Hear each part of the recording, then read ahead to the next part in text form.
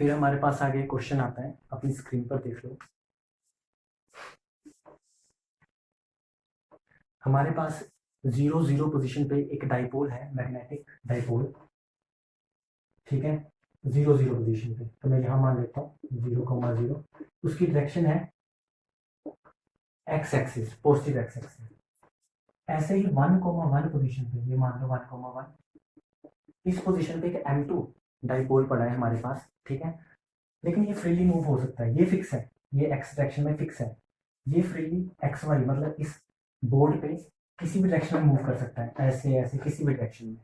ठीक है, तो इसके कारण यहाँ पे फील्ड लगेगी, या फिर मैं बोलूँगी फोर्स लग रही है। ठीक है, फोर्स के कारण टोर्क लगेगी। तो जो हमारा डाइपोल है वो किसी भी डायरेक्शन में जा सकता है, किसी भी डायरेक्शन में। ठीक है, लेकिन एक इक्विलिब्रियम पॉइंट ऐसा होगा जहाँ पे उसे टॉर्क नहीं लगेगी, जहाँ पे टॉर्क जीरो हो जाएगी। सिर्फ एक इक्विलिब्रियम पॉइंट ऐसा भी हो सकता है। ठीक है, एक से ज्यादा भी हो सकता है, लेकिन एक तो होगा। तो वो एक इक्विलिब्रियम पॉइंट, क्योंकि ये फ्रीली मूव कर रहा है, तो एक इक्विलिब्रियम पॉइंट पे वो जाके स्टेबल हो जाएगा, इक्विलिब्रियम में आ जाएगा, जहाँ पे उसके टॉर्क जीरो हो जाएगी। तो हमने वही चेक करना है कि वो उसके M1 के साथ ही जो M2 है वो कितना एंगल बनाएगा। ठीक है, कि वो इक्विलिब्रियम में आ जाए। ठीक है, कितना एंगल बनाएगा। तो सबसे पहले मैंने बात की कि टॉर्क जीरो लगेगी। अगर मैंने बोल दिया कि टॉर्क जीरो लगेगी, तो वैसे टॉर्क होता क्या है। अगर मैं इलेक्ट्रोस्टैटिक्स की बात करूं तो टॉर्क था P क्रॉस E, ये था टॉर्क। लेकिन अगर मैं मैग्नेटोस्टैटिक्स की बात कर रहा हूँ तो मेरा टॉर्क हो जाएगा, P की जगह M आएगा, magnetic dipole, cross of E की जगह B आएगा। अब सोचने वाली बात है कि टॉर्क जीरो कैसे होगी, बस ये एक पॉइंट है। मैग्नेटिक फील्ड की जो डायरेक्शन होगी, क्योंकि इसकी वजह से यहाँ पे मैग्नेटिक फील्ड लगेगा। अगर ये M1 है, ये M2 है, M1 की वजह से यहाँ पे फील्ड लगेगा, तो फील्ड M1 की वजह से लगा, इसलिए B1 डाल दिया। इस पे लगेगा, M2 पे लगेगा, इसलिए M2 लिख दिया। तो ये टॉर्क होगी। ठीक है, दूसरी चीज, अब ये जो फील्ड इसकी वजह से लगेगी, इसकी कोई डायरेक्शन आएगी। अगर फील्ड की जो डायरेक्शन है वही मेरी M2 की डायरेक्शन हो जाए, तो मैं बोल सकता हूँ कि उस पर टॉर्क क्या होगी, जीरो। ठीक है, यही एक मेन पॉइंट है। अगर इसकी जो डायरेक्शन है इसकी डायरेक्शन के बराबर हो जाए, मतलब जो इसकी डायरेक्शन है वही इसकी डायरेक्शन है, तो क्रॉस प्रोडक्ट क्या होता है सेम डायरेक्शन पे, जीरो। तो वो टॉर्क जीरो हो जाएगा। तो सबसे पहले हम लिखते हैं B1 is equal to mu naught by 4 pi. ये 0 0 है, ये 1 1 पोजीशन पे पड़ा है। ठीक है, तो इसका मतलब अगर मैं इसको ज्वाइन करूं तो ये एंगल कितना होगा, 1 1 पोजीशन और 0 0 का 45 डिग्री। आप एक ग्राफ ले सकते हो, 1 1 पोजीशन पे पॉइंट लगाओ, 2 2 पोजीशन पे पॉइंट लगाओ, 2 2 मतलब x का 2 y का 2, फिर एक लाइन ड्रॉ करो ओरिजिन से, वो 45 डिग्री बनाएगा और हॉरिजॉन्टल से, तो 45 डिग्री होगा। यहाँ मैं वैल्यू सब्स्टिट्यूट कर रहा हूँ, ये M1 के लिए था, फील्ड M1 की वजह से लग रही है, इसलिए M1 2 कोस 45 डिग्री, एंगल 45 है, R cap plus sine 45 degree theta cap. तो यहाँ से बन गया mu naught M1 by 4 pi 2 by root 2 R cap plus 1 by root 2 theta cap. ये हमारा मैग्नेटिक फील्ड आएगा 1 की वजह से। ठीक है, अब मैंने बोला कि अगर फील्ड की डायरेक्शन जो है वही M2 की डायरेक्शन हो जाए तो हमारी बात सेम बन गई। तो हमें क्या करना है, हमें इसकी डायरेक्शन को इसकी डायरेक्शन के बराबर रखना है। तो एक्चुअल में मैं लिख सकता हूँ कि M2 कैप मतलब इसकी डायरेक्शन, कैप मतलब इसकी डायरेक्शन, B1 की जो डायरेक्शन है अगर सेम हो जाए तो इसकी डायरेक्शन को मैं कैसे लिख सकता हूँ, इसकी डायरेक्शन को, ये vector quantity which is 2 by root 2 R cap plus theta cap by root 2 divide by square root of इसका स्क्वायर, इसके क्वेश्चन का स्क्वायर, इसके क्वेश्चन का स्क्वायर, विच गोना बी 4/2, इसका स्क्वायर किया, प्लस इस कांस्टेंट का स्क्वायर करो 1/2। ठीक है, 1/√2 का स्क्वायर किया, तो यहाँ से आएगा 2/√2 R cap plus theta cap by root 2 divide by √5/2। Root में √2 कैंसिल हो जाएंगे, तो ये बनेगा हमारे पास m2 कैप की जो डायरेक्शन होनी चाहिए वो क्या होनी चाहिए, 2r cap plus theta cap divide by root 5। ये हमारे m2 कैप की डायरेक्शन होनी चाहिए, मतलब जो मैग्नेटिक फील्ड की डायरेक्शन है इसकी वजह से इस पे वही डायरेक्शन m2 कैप की होनी चाहिए, ठीक है, m2 डाइपोल की होनी चाहिए। तो पहली चीज हमने डिस्कवर कर ली।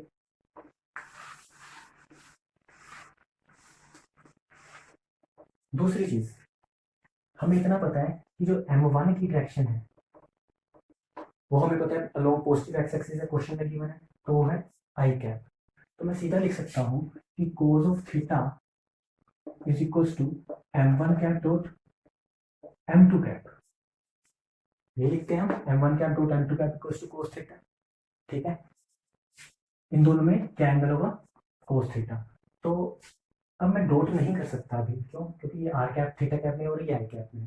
तो हमें क्या करना पड़ेगा, आर कैप थीटा कैप को आई कैप जे कैप में चेंज करना पड़ेगा, तो मैं डॉट प्रोडक्ट लगा सकता हूँ। मैं वही करूंगा। आर कैप को अगर आप लोगों को याद हो हम कैसे चेंज कर सकते थे, इसको लिख सकते हैं हम कोज ऑफ, या फिर हम यहाँ से सोच सकते हैं इजी वन मेथड क्या है, ये डायग्राम बनाया था, ये हमारा आर डिस्टेंस है, ये आर कैप होगा, ये एंगल इस तरफ 45 है, मैं बोल सकता हूँ इस तरफ मेरा थीटा कैप होगा। इसको दो हिस्सों में बांट लो, ये एक आई कैप होगा, एक जे कैप होगा, मतलब एक्स एक्सिस है वाई एक्सिस। तो मैं आर कैप को यहाँ से अगर सोच के लिखूं, अगर ये 45 डिग्री है तो ये भी क्या होना चाहिए 45, क्योंकि हॉरिजॉन्टल लाइन ये हाइपोटेन्यूज टाइप लाइन, ठीक है। तो ये भी हॉरिजॉन्टल, ये लाइन, ये दोनों सेम है, ये लाइन और ये तो ये 45 है, तो ये भी 40, ये 45 तो ये भी 45। तो मैं इसको लिख सकता हूँ आर कैप को cos of 45 degree I cap यहाँ से, और इसका वाई कंपोनेंट क्या होगा sine of 45 degree J cap. इसी तरह से मैं थीटा कैप को लिख सकता हूँ कोस ऑफ 45 डिग्री, इसके साथ भी 45 बनाएगा, क्योंकि टोटल थीटा कैप और आर कैप में एंगल कितना है 90 डिग्री, इसलिए ये भी 45 होगा। तो कोस ऑफ 45 डिग्री जे कैप, और इसका दूसरा कॉम्पोनेंट थीटा कैप का इस डायरेक्शन में होगा, तो वो होगा minus of sine of 45 degree I cap, क्योंकि माइनस आई कैप डायरेक्शन में होगा थीटा कैप का कॉम्पोनेंट। तो मैं लिख सकता हूँ यहाँ से R cap is equals to I cap by root two plus J cap by root two and theta cap is equals to J cap by root two minus I cap by root two. यहाँ value substitute कर दो cos theta में, तो बनेगा cos of theta is equals to m1 की value क्या है, m1 क्या आपकी I cap dot 2 by root 5 I cap, 2 by root 5 R cap, R cap की वैल्यू है I cap plus J cap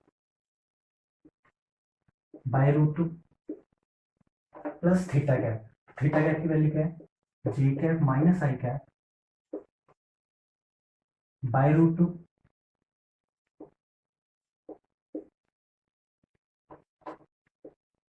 ठीक है, और बाहर क्या है 1 बाई रूट 5 यहाँ पे। तो आर कैप और थीटा कैप की वैल्यू सब्स्टिट्यूट की है और कुछ नहीं किया, सिर्फ डॉट वाले करने हैं। तो आई कैप और आई कैप वाला ये बनेगा 2 बाय रूट ऑफ 10, सोल्व कर रहा हूँ बस इसको, ये डॉट प्रोडक्ट हटा रहा हूँ, इसको इसके साथ मल्टीप्लाई करके, ऐसे ही इसको इसके साथ करेंगे तो बनेगा माइनस ऑफ 1 बाई रूट 10, तो बनेगा 1 बाय रूट 10। तो ये आएगी हमारी कोस थीटा की वैल्यू। इसका मतलब मैं लिख सकता हूँ कि 1 by sine theta, sorry 1 by secant theta is equal to 1 by root 10। Answer tan theta में है, तो इसको मैं लिख सकता हूँ 1 by secant theta is actually equal to square root of 1 plus tan square theta which is equal to 1 by root 10। Squaring both sides ये बनेगा 1 plus tan square theta is equal to 10, then ten square theta is equal to 9, then tan theta अगर positive value रखें equal to 3। तो अगर tan theta angle या theta is equal to tan inverse 3 हो, तो मैं बोलूंगा M1 और M2 के बीच में जो एंगल होगा होगा tan इनवर्स 3। ठीक है, theta is equal to tan inverse 3। तो वो एंगल पे ये इक्विलिब्रियम पे आएगा। ठीक है, तो ये इसका आंसर होगा tan थीटा इक्वल टू 3।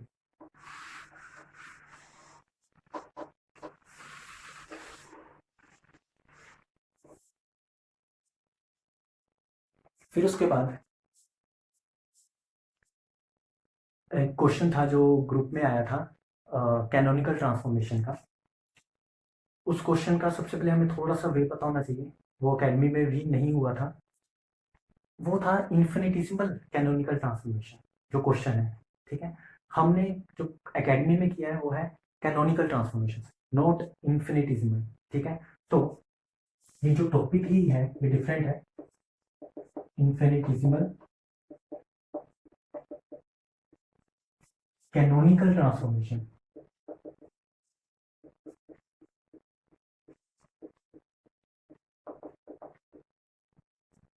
ठीक है, इसमें क्या है कि मान लो एक क्यू है Q I, small Q I. ठीक है, मतलब ये किसके बराबर है, small Q I plus some small change, infinitesimal change which is epsilon Q I. जैसे हम थोड़ी सी रोटेशन देते हैं ना, तो ऐसे यहाँ पे हमने थोड़ा सा इसमें ऐड कर दिया एप्सिलॉन क्यू आई, थोड़ी सी इन्फिनिटिसिमल चेंज ले आए। इसी तरह से मैं पी आई को लिख सकता हूँ स्मॉल पी आई प्लस एप्सिलॉन स्मॉल पी आई, सिर्फ स्मॉल से चेंज दिया मैंने। ठीक है, अब जैसे हमने कैनोनिकल ट्रांसफॉर्मेशंस में हमने क्या पढ़े थे, generating functions f1 f2 f3 f4। वहां पे हमने क्या पढ़ा था, कैनोनिकल में पढ़ा था हमने f1 जो फंक्शन होता है वो होता है small Q capital Q T का फंक्शन। f2 जो होता है small Q capital P T का फंक्शन। f3 जो होता है हमारा वो होता है हमारे पास small P capital Q T का फंक्शन। ऐसे ही f4 होता है हमारे पास small P capital P T का फंक्शन। ये सारे हमारे जनरेटिंग फंक्शन थे। ठीक है, इसी तरह से इन्फिनिटिसिमल कैनोनिकल ट्रांसफॉर्मेशन में हम एक जनरेटिंग फंक्शन यूज करेंगे जो आपको याद भी रखना है, जिसका नाम है f2।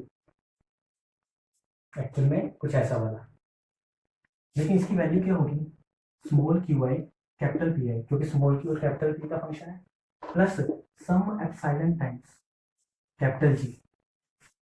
ठीक है, G is a function of Q P T. ठीक है, और ये सारे स्मॉल है, small Q small P small T.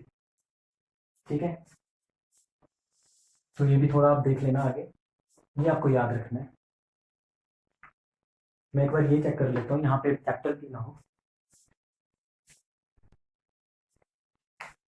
हाँ, ये कैपिटल पी आएगा, तो आपको ये ऐसे याद रखना है। ठीक है, जनरेटिंग फंक्शन। अब अगर मैं, तो एफ हमारा किस चीज का फंक्शन हुआ, f2 हमारा स्मॉल क्यू कैपिटल पी और टी का फंक्शन हुआ। ठीक है, तो मैं सीधा सीधा यहाँ से क्या क्या सोच सकता हूँ कि मैं इसका डेरिवेशन कर सकता हूँ कैपिटल f2 स्मॉल क्यू के हिसाब से।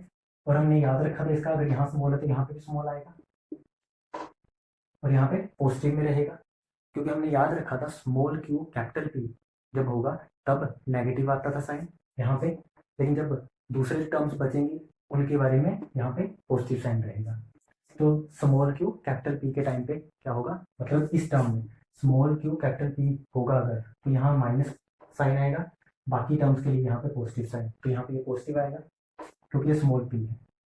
तो curly F two by curly Q, curly F two by curly Q अगर मैं करूँ यहाँ पे तो बनेगा P of I plus epsilon curly G by curly Q. आई लगाना लगा लो, यहां से मैं लिख सकता हूं capital P I minus small P I is equal to minus of epsilon curly G by curly Q I. ठीक है, ये जो टर्म है वो यहां से मैं निकाल सकता हूं। यहां से मैं capital P minus small P को एक capital P minus small P यहां से लिख सकता हूं एप्सिलॉन पी है। तो यहां से मैं ये सब्स्टिट्यूट कर रहा हूं, ये बनेगा epsilon P I is equal to minus of epsilon curly G by curly Q I. Epsilon cancel हो जाएंगे तो बनेगा P I is equal to minus of curly G by curly Q I. तो एक तो इन्फिनिटिसिमल ट्रांसफॉर्मेशन में आपको ये याद रखना है। ठीक है, दूसरी चीज इसी हिसाब से दूसरा भी बनेगा। ऊपर वाले फंक्शन के लिए अगर इसी के लिए पी की बात करूं तो करली एफ टू बाय करली कैपिटल पी, क्योंकि पी का फंक्शन है इसलिए मैं इसे डेरिवेट कर सकता हूँ। यहाँ कैपिटल है तो यहाँ भी कैपिटल आएगा और पॉजिटिव साइन रहेगा। तो करली एफ टू बाय करली पी करूंगा तो ये बनेगा Q I plus epsilon curly G by करली पी आई, यह बनेगा क्यू आई। यहां से मैं फिर से निकाल सकता हूँ Q I minus small Q I is equal to epsilon curly G by करली P I.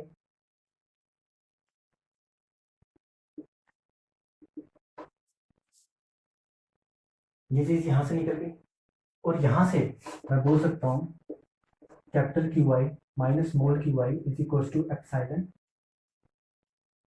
Small Q I. तो यहां मैं पुट कर सकता हूँ वैल्यू ये वाली।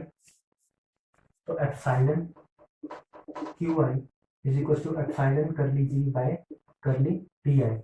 तो यहाँ से एप्सिलॉन कैंसिल, ये बनेगा Q I is equal to curly G by करली पी आई। तो आपके पास कैनोनिकल ट्रांसफॉर्मेशन में ये दो फॉर्मूले हो गए।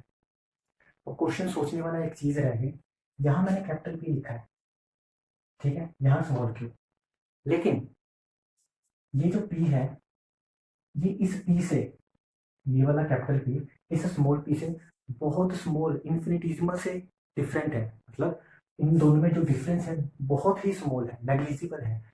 इसी के कारण मैं इस फॉर्मूले को ऐसे भी लिख सकता हूँ Q I is equal to curly G by curly small P I. तो यहाँ पे ये मेरे पास स्मॉल पी आई में भी लिख सकता हूँ। तो यहाँ पे अब मैं क्या बोल रहा हूँ कि G is a function of small Q small P small T. And अब मैं बोलने की कोशिश कर रहा हूँ कि जो मेरा जी है वो मेरा जनरेटिंग फंक्शन है इन अ क्रूड वे। इन अ क्रूड वे मैं ये बोल रहा हूँ, ठीक है। वैसे एक्चुअल में F2 था इन रियलिटी, लेकिन इन अ क्रूड वे मैं ये बोल रहा हूँ कि जी मेरा क्या है, एक मेरा जनरेटिंग फंक्शन है इन्फिनिटिसिमल ट्रांसफॉर्मेशंस के कारण। तो ये जो मैंने इक्वेशंस लिखी है 1 एंड 2 ये इंपॉर्टेंट रिलेशंस है इन्फिनिटिसिमल कैनोनिकल ट्रांसफॉर्मेशंस में, ठीक है, 1 एंड 2। तो आपने क्वेश्चन देख लिया होगा।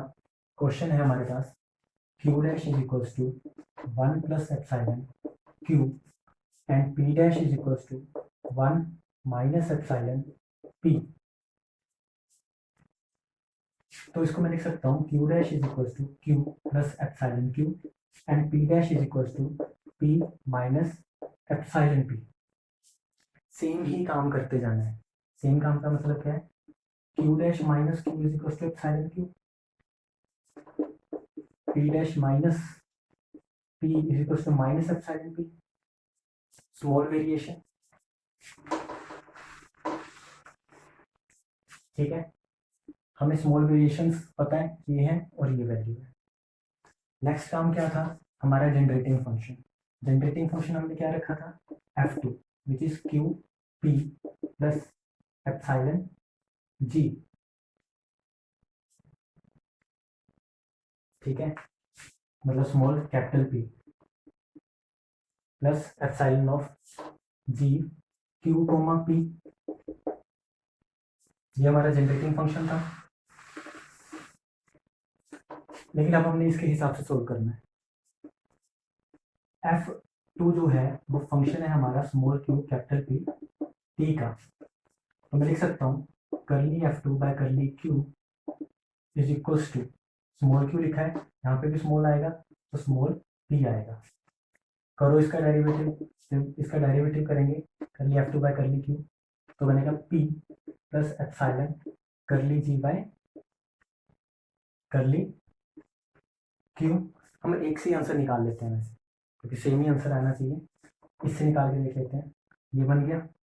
यहाँ से P माइनस कैपिटल P, और एक्चुअल में हमें कैपिटल P वैल्यू रखना होता है, तो कैपिटल P माइनस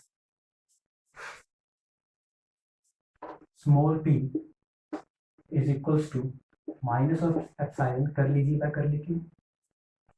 ये जो capital P minus small p लिखा है, इसकी वैल्यू हम यहाँ से देख सकते हैं, minus of epsilon p minus of epsilon curly G by curly Q, minus epsilon cancel हो गए, तो p आ गया हमारा करली जी बाय करली क्यू। तो यहाँ से इंटीग्रेट करेंगे तो जी क्या बनेगा, p इंटू क्यू। इसी हिसाब से आप क्या खुद से कर सकते हो, स्मॉल, यहाँ पे आपने करली स्मॉल क्यू रखा था, नेक्स्ट टाइम आप क्या कर सकते हो, करली एफ टू बाय करली कैपिटल पी रख सकते हो। कैपिटल पी रखोगे तो यहाँ पे कैपिटल क्यू आएगा, ठीक है। दोबारा से वही काम करना है, यहाँ पे कैपिटल क्यू किसे कोरस्पॉन्ड कर रहा है, इस क्यू डैश को, यहाँ पे कैपिटल पी किसे कोरस्पॉन्ड कर रहा है, इस पी डैश को, ठीक है। तो आपका आंसर आ जाएगा G is equal to P Q.